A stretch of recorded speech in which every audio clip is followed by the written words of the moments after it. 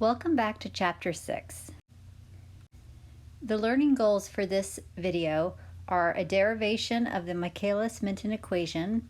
Applying that equation, we'll look at something called a Lineweaver-Burke plot, and then we'll talk about the reversible inhibition of an enzyme and how that may be competitive, uncompetitive, or mixed. Now, warning, there is a lot of math in this video, a lot of equations, so you should definitely get some caffeine. Kinetics is the study of the rate at which compounds react.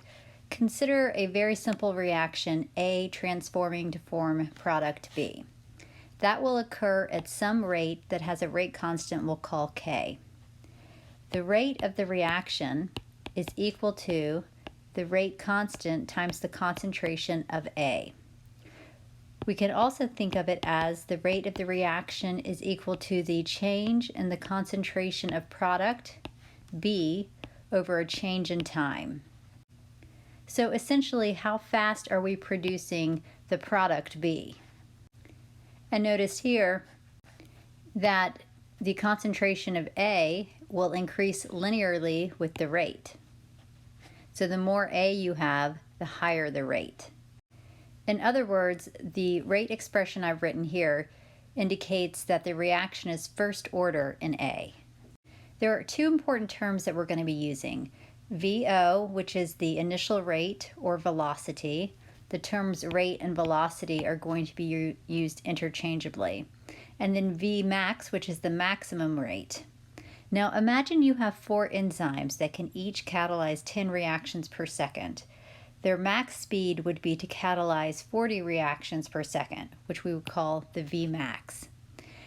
Now, once you have reached the Vmax, increasing the amount of substrate won't increase the speed of the reaction. And that's because the enzymes already have all of the substrates that they can handle.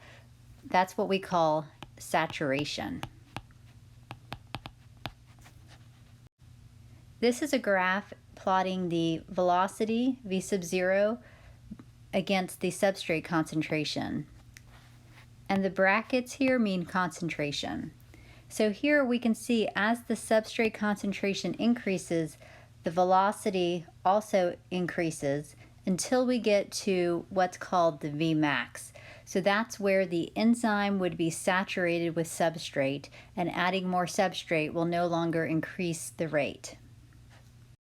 Now at 1/2 Vmax on this hyperbolic curve, this is a hyperbola, equals a value called Km, which I will explain shortly. Two scientists are very important to the development of enzyme kinetics and biochemistry, Leonore Michaelis and Maud Menten.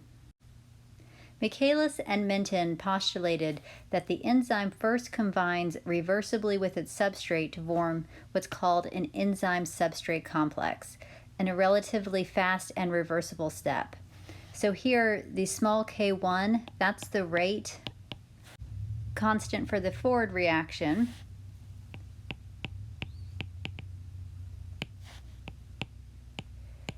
And then k minus 1 is the rate constant for the reverse reaction. The ES complex then breaks down in a slower second step to yield the free enzyme and the product. And here K2 is the rate constant for the forward reaction, taking ES to E plus P. And the K minus 2 is the rate constant for the reverse reaction, taking E plus P back to ES. Now here's the overall reaction that we're considering. An enzyme with one substrate forming this enzyme substrate complex that then yields the enzyme plus the product. Now the slower second reaction must limit the rate of the overall reaction, and the overall reaction rate must be proportional to the concentration of the species that react in the second step. So here we're going to assume that this is the slow step. At a low concentration of substrate, most of the enzyme is in the uncombined form E, not ES. And here the rate is proportional to the concentration of substrate because the equilibrium is pushed toward formation of more ES as S increases. Now, the maximum initial rate of the catalyzed reaction, the Vmax, is observed when virtually all of the enzyme is present as the ES complex, and the free enzyme is vanishingly small. Under these conditions, we say the enzyme is saturated with its substrate, so that further increases in substrate have no effect. It has all of the substrate that it can handle at this point. Now, the next few slides, I'm going to go through the mathematical derivation of the Michaelis-Menten rate equation. At the very outset of the reaction, we know that the amount of product form is negligible, so we can ignore the rate converting P back to the complex ES. And when we do that, we get rid of that K to the minus 2 rate constant, and we simplify the equation to this, which just has 3 rate constants, K1, K minus 1, and K2. And then the velocity would be determined by the breakdown of the enzyme substrate complex to form product, which is determined by the concentration of the enzyme substrate complex. So then we can define VO as K2 times the concentration of ES. So here, since I said this was the slow step, it's the rate determining step, so we can just define the rate in terms of this part of the equation.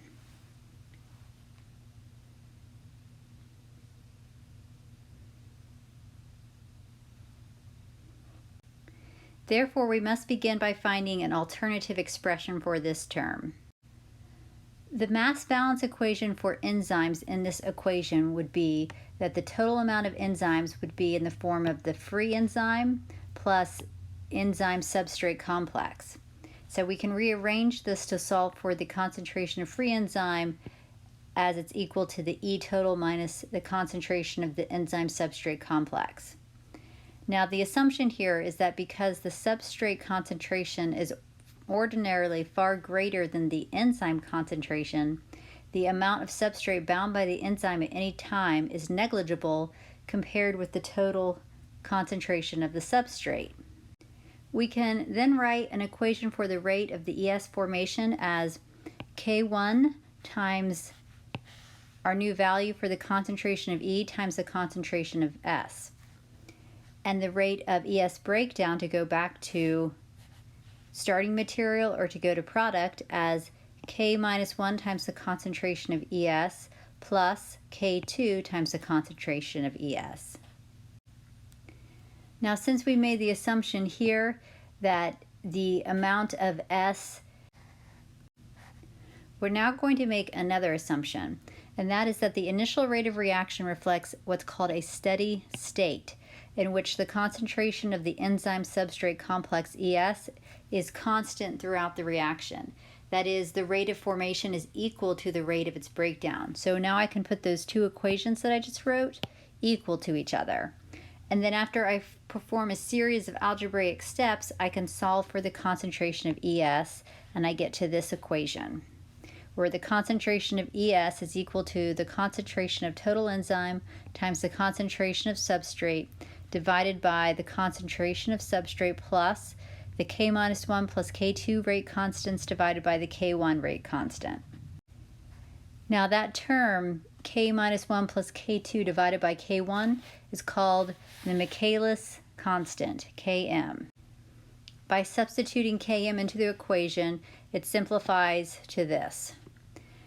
Now let's substitute our new expression for ES into the rate expression. So a few slides ago, I gave you the rate expression as V sub 0 is equal to K2 times the concentration of ES. Because remember, we said this was the slow step, and so really the rate's going to depend on the conversion of ES to E plus P.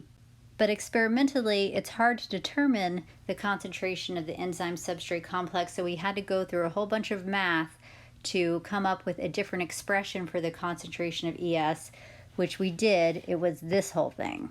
And now we put it all together to get to this equation. Now that equation can be further simplified because we know that the maximum velocity occurs when the enzyme is saturated.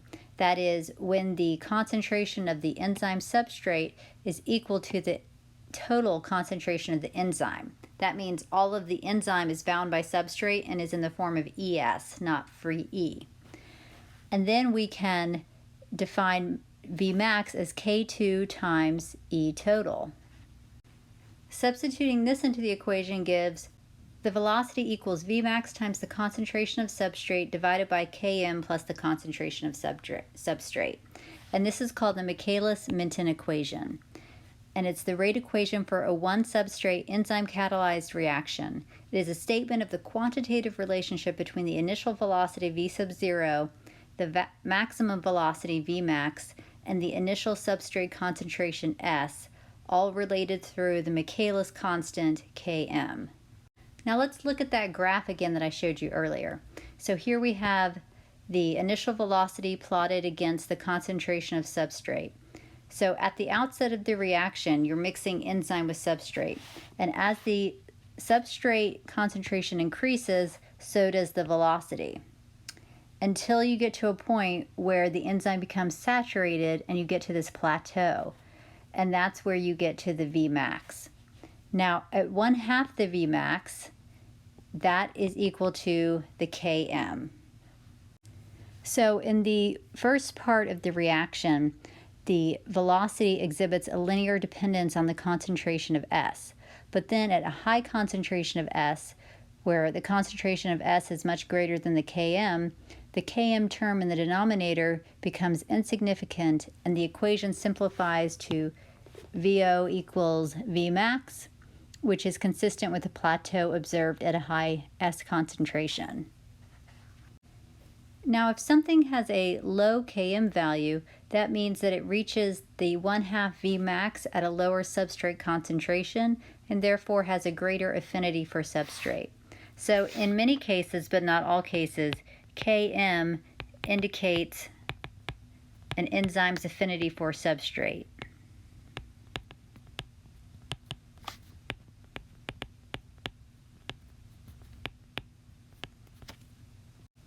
Different enzymes will have different Km values, and indeed, enzymes will have different Km values depending upon the substrate. So here you see hexokinase, and depending on the substrate, it has varying Km values. Now, how would you actually do kinetic measurements in the lab? In a typical experiment, you would mix the enzyme and the substrate, and you would record the rate of substrate disappearance and/or product formation as a function of time. So you would probably be measuring absorbance such that either the enzyme or the product absorbed a particular wavelength of light that you could monitor. And you would only record the changes for the period of time when less than 10% or less of the substrate had reacted. That would be the initial velocity. Then you plot the initial velocity results versus the substrate concentration. Then finally you change the substrate concentration and repeat the entire thing until you get a lot of various measurements at various substrate concentrations. The number of reaction steps and the rate limiting step can vary from enzyme to enzyme. For example, this would be a little more complicated situation than the one I was describing, where you have the enzyme substrate complex forming, but then you have an enzyme product complex forming before you release the product. Therefore, it's useful to define a more general rate constant, kcat, to describe the limiting rate of any enzyme-catalyzed reaction at saturation. If the reaction has several steps and one is clearly rate limiting, then kcat is equivalent to the rate constant for that limiting step. In this equation here, the last step is the slow step, so kcat would equal the rate constant K3.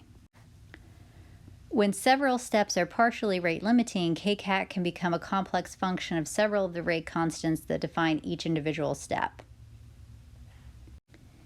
And then when we consider kcat in the Michaelis-Menten equation, we can define Vmax as kcat times the total concentration of enzyme.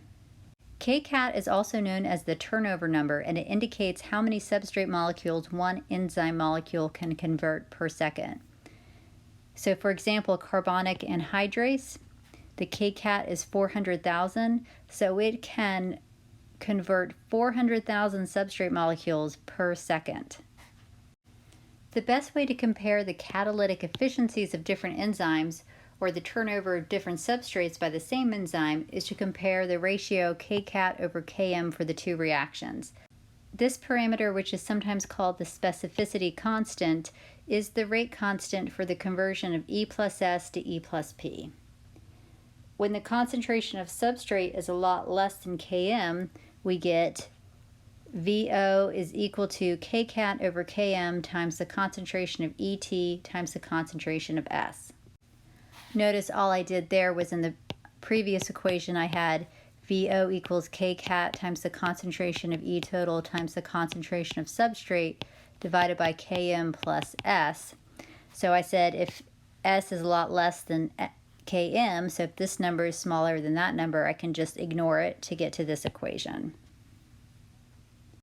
And that would be true right at the outset of the reaction.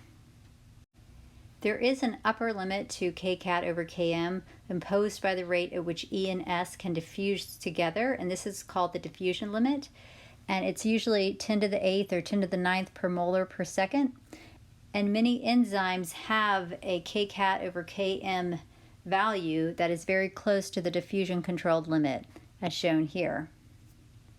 So notice here with acetylcholinesterase, the catalytic efficiency is really at the diffusion limit. It's on the order of 10 to the 8th. And this would be the 10 to the 7th, 10 to the 8th, 10 to the 8th. So these are very catalytically efficient enzymes. Now let's try a practice problem. Suppose that an enzyme is discovered that catalyzes the conversion from sad to happy. And we're going to call this enzyme happyase.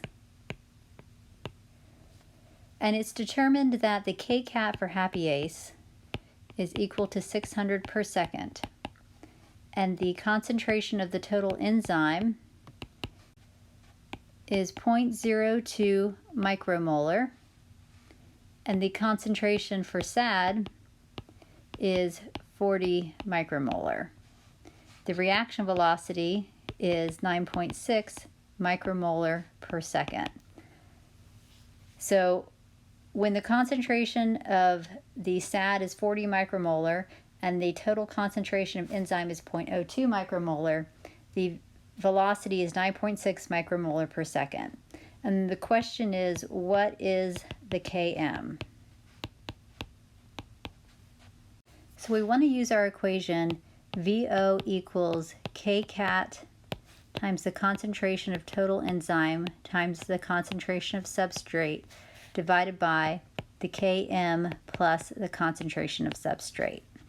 So now you just have to do some math.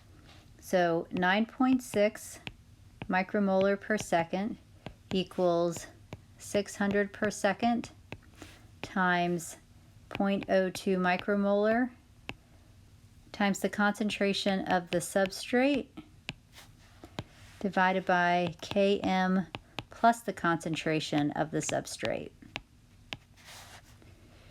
So when you do some math, you end up getting to Km plus 40 micromolar equals 480 micromolar squared per second divided by 9.6 micromolar per second. And then that gives you Km plus 40 micromolar equals 50 micromolar, which gives you Km equals 50 micromolar minus 40 micromolar, which equals 10 micromolar. A lot of times a double reciprocal plot is used called the Lineweaver-Burke plot. And here we've just taken the Michaelis-Menten equation and taken the reciprocal of everything. And then we get 1 over V naught equals Km over V max times S plus 1 over V max. So sometimes I use the word naught for 0. And this plot can be very useful in distinguishing between certain types of enzymatic reaction mechanisms and in analyzing enzyme inhibition.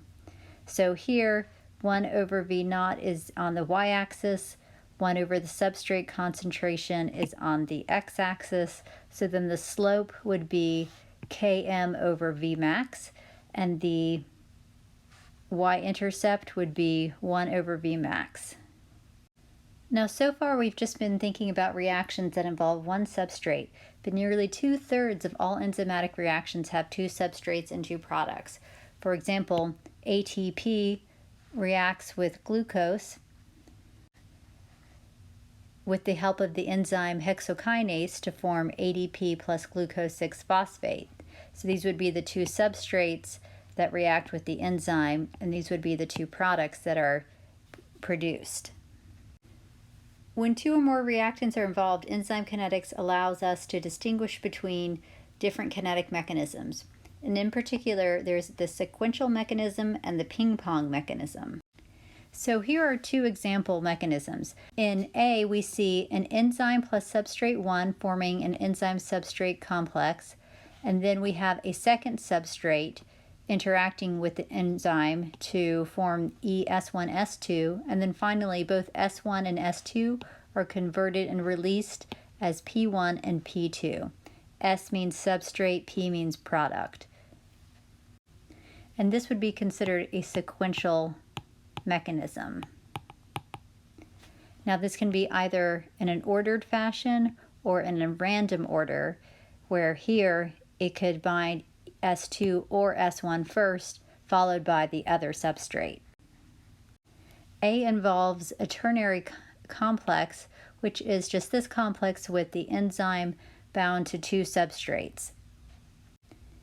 In B, an enzyme-substrate complex forms and a product leaves the complex. So here we have the first enzyme-substrate complex, which is then converted to this E'-P1 complex that indicates that the enzyme has been altered, and then the first product leaves, and then that altered enzyme now binds a second substrate to form E'(S2), which then finally releases the second product and the enzyme that we started with. Now, since the enzyme is modified by the substrate 1 in this reaction, we call this a ping-pong reaction. Because what's happening is that a functional group is transferred to the enzyme from substrate 1, which is then subsequently transferred to substrate 2. Now in figure part C, we see that a ternary complex is formed using Cleland nomenclature. So in Cleland nomenclature, the substrates are denoted A, B, C, and D in the order in which they bind to the enzyme, and the products are denoted P, Q, S, and T in the order in which they dissociate. So here we have the enzyme binding with A, substrate A to form EA, and then binding with substrate B to form the ternary complex EAB, which then transforms into EPQ. So now A and B have been transformed to products P and Q, and now first P dissociates, leaving behind EQ, and then Q dissociates, leaving behind the enzyme that we started with. So this would be the ordered, and then this would be the random. When two substrates are used, it's referred to as a bi-reaction. If there were 3, it would be a ter. If there were 4, there would be a quad. And the bi-bi means that there were two substrates and two products released. This just shows that E could first bind with B and then with A, or bind first with A and then with B. And then in releasing the products, they could be released in either order. And then in a ping-pong in Cleland nomenclature, you would have E binding A to form EA, but then that forms the modified enzyme F with the new product P. So with Cleland nomenclature in the ping-pong reaction, successive forms of the enzyme are denoted F, G, and so on. Now, in looking at reaction mechanisms, it is very difficult to distinguish random from ordered. However, we can figure out if a ternary complex is formed. And if we do a Lineweaver-Burke, we will see that the lines intersect. In these plots, the concentration of substrate 1 is varied while the concentration of substrate 2 is held constant. And this is repeated for several values of the second substrate concentration, generating several separate lines. And then if those lines intersect, then that indicates that a ternary complex is formed. and that's where the enzyme would be bound to both S1 and S2 at the same time. Now, in contrast, if you do that same experiment and you plot the values and the lines are parallel, then that indicates a ping pong reaction. The final topic for this video is enzyme inhibition. Inhibitors are compounds that decrease an enzyme's activity, and there are irreversible inhibitors and reversible inhibitors. Irreversible inhibitors, also known as inactivators, completely shut off the enzyme. Reversible inhibitors bind to and can dissociate from the enzyme. They are often structural analogs of substrates and are often used as drugs. We're going to talk about three types of reversible inhibitors: competitive inhibitors, uncompetitive inhibitors, and mixed inhibitors. So with competitive inhibitors, you have a inhibitor I that's competing with the substrate to react with the enzyme. So the reaction that we've seen gets a little more complex because the enzyme could react with the substrate to form ES, or it could react with the inhibitor to form EI. And now we're going to use a new reaction constant K1 to describe the rate constant for the formation of EI. Now with this does not affect catalysis, and that's because the inhibitor will bind reversibly, so the enzyme will be released to bind ultimately with substrate and to form product. So when the inhibitor occupies the active site, the substrate can't bind to the enzyme, but it does not inactivate the enzyme because the inhibitor will dissociate and then the substrate can bind and react. And because the inhibitor binds reversibly to the enzyme, the competition can be biased to favor the substrate simply by adding more of the substrate. And when the substrate far exceeds the amount of inhibitor, then the probability that an inhibitor will bind is minimized and the reaction exhibits a normal Vmax. However, in the presence of inhibitor, higher concentrations of substrate are needed to approach that Vmax. In other words, the concentration of substrate at which V0 equals 1/2 Vmax, the apparent Km, increases in the presence of inhibitor by the factor alpha. So what we see is that we don't have a change in Vmax, but there is an apparent increase in Km. And we use a new equation to account for the effect of the inhibitor. V0 equals Vmax times substrate divided by alpha times Km plus substrate concentration, where this is often called the apparent Km. And then the alpha value is defined as 1 plus the concentration of the inhibitor divided by K1. And then K1 would be equal to the concentration of E times I over EI. Now, if we look at this plot, this represents competitive inhibition. And here we see that this would be the line with no inhibitor, and this would be the line with inhibitor with a value of alpha equal to 2, and this would be the line with an inhibitor with the value of alpha equal to 3.